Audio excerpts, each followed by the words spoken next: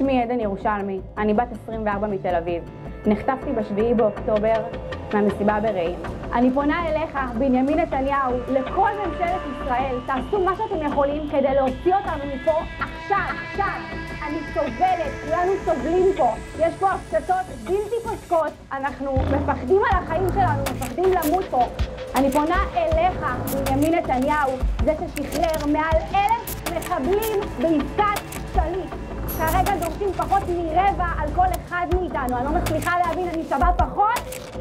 אני אזרחית מדינת ישראל שמילאה וממשיכה למלא את כל חובותיה למדינה. איך אני עדיין נמצאת פה?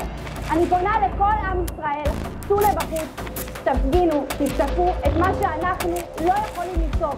אנחנו סובלים פה, אנחנו רוצים לחזור הביתה למשפחות שלנו.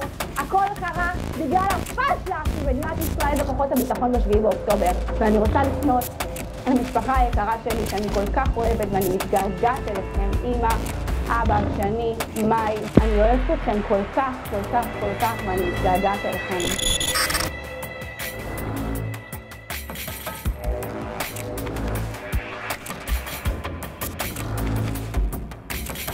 Download Tribun X sekarang, menghadirkan lokal menjadi Indonesia.